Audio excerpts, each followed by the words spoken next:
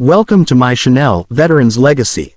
The screen fades in from black, the sound of distant rotor blades and soft orchestral music rising as the image steadies on a canvas GP tent pitched in the middle of a dusty forward operating base.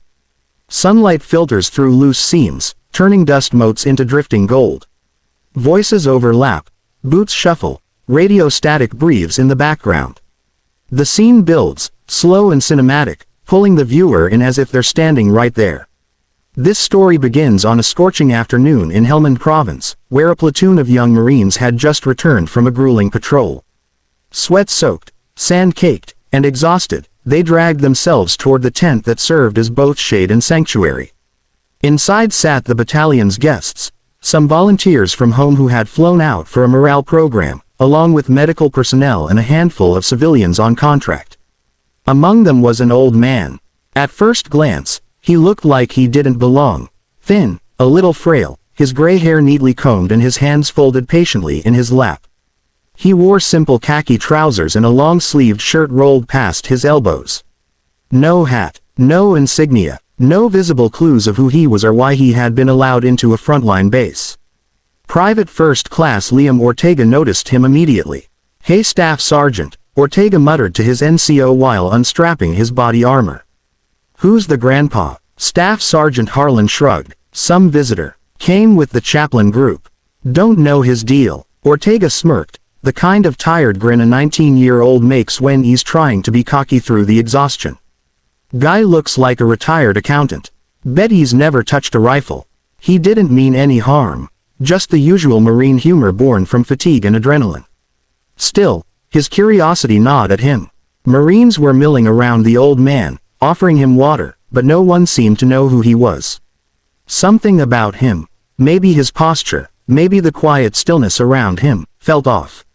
Eventually, Ortega wandered over with that trademark Marine swagger, half joking, half testing the waters. He stopped in front of the old man, boots planted wide, chin lifted. "So, sir," Ortega said casually, "what rank did you say you held? Back in the day, I mean." A few Marines nearby paused. Not rudely, but with the alertness of people watching a match being lit near something flammable. The old man looked up slowly. His eyes, sharp and impossibly clear, met Ortega's with a calm that felt heavier than anger, older than time. He didn't answer right away. He just studied the young Marine the way a surgeon studies a patient, or a historian studies a battlefield map, quietly, knowingly. Ortega chuckled, trying to lighten the moment. "It's all right, sir. You don't gotta be shy. Just curious what you used to be." "Corporal, Sergeant." The old man's voice, when it came, was soft but deep enough to silence the tent. "Used to be," he repeated. "Marine. I haven't stopped being anything." The room grew still. Even the radio seemed to quiet down. Then the old man lifted his hand, and the movement alone commanded more respect than a shouted order. He rolled back his sleeve. Tattoo ink, faded but unmistakable, marked his forearm. KHE San, 1968. Beneath it, the emblem of Force Recon. Ortega froze. The old man gave him a small, almost apologetic smile before speaking again. "I was a gunnery sergeant," he said quietly. "3rd Recon, Vietnam. But rank isn't what matters." The tent remained silent, so silent Ortega could hear the pounding in his ears. The old man continued, his words flowing not with pride, but with a weight that came from surviving things that had carved trenches in his memory. "I served with men who never got to grow old," he said. "Men braver than me. Men who didn't come home to raise families or hold grandchildren or sit in quiet tents like this one. So if you're asking my rank, son, I'll tell you what I really am." He folded his hands again. "I am a witness to their courage." The Marines around him lowered their eyes, not out of shame, but out of reverence. Ortega swallowed hard. His joking tone had evaporated, replaced by something raw and uncomfortable. "Sir, I didn't mean." "I know," the old man said kindly.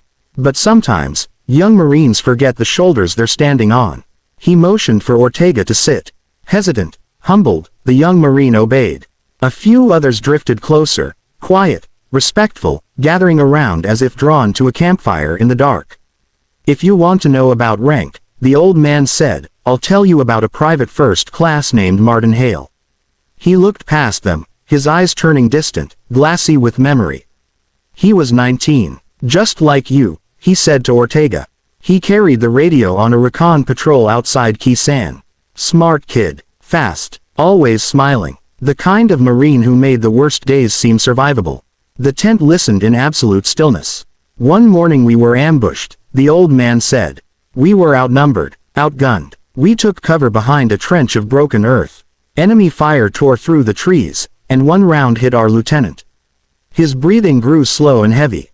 Hale didn't hesitate. He ran into the open, defying every instinct of survival. Grabbed the lieutenant under fire. Dragged him back. Saved his life. The old man's voice cracked. Not weakly, but like something sacred being handled with care. But while he was dragging him, another round caught him in the chest.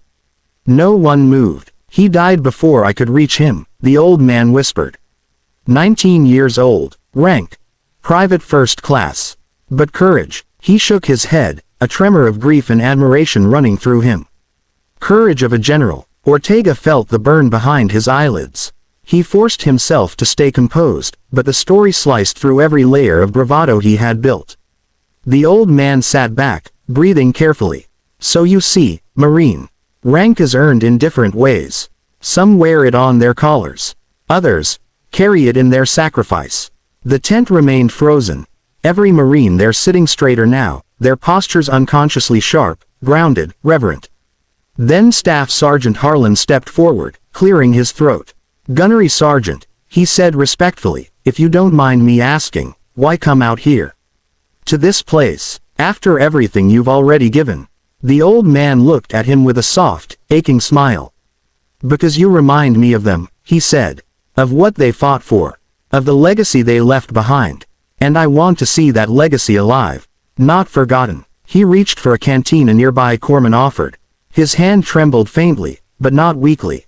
More like someone carrying the weight of ghosts. You Marines, he said, you carry forward stories that men like Hale paid for with their blood. I came here to make sure you understand the history written into the uniform you wear. Ortega found his voice again, though it came quietly, stripped of ego. Sir, thank you, for everything. The old man nodded. Thank you for serving now. Every generation of Marines owes the next. And every next generation owes the last. Outside, a helicopter rumbled overhead, rattling the canvas. Dust shook from the seams like falling ash. The old man looked around the tent one more time, meeting the eyes of each Marine, each one suddenly aware that they were standing in the presence of living history.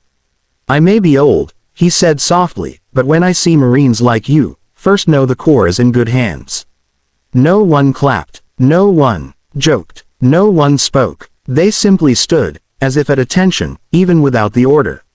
As the chaplain came to escort him out, the old man rose slowly, like a monument lifting itself after decades of stillness. He paused at the entrance of the tent, looking back at Ortega with a final gentle smile. Semper Fi, Marine. Ortega's throat tightened. He raised his hand in a crisp, perfect salute. Semper Fi, Gunny. The old man returned the salute with a steadiness that only veterans of the fiercest battles ever mastered.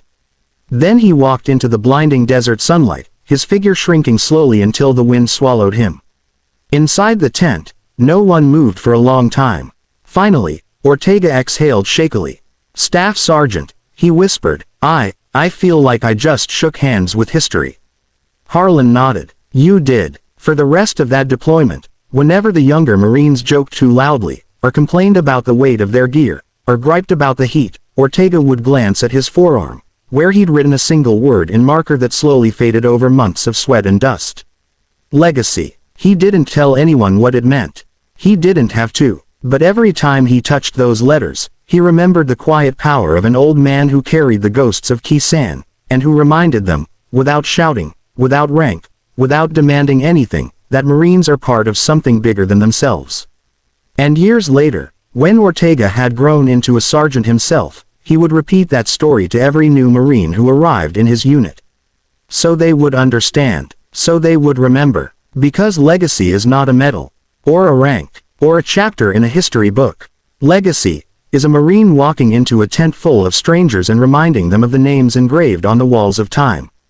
And it is carried forward, one story at a time, Thank you for watching this cinematic story from Veterans Legacy.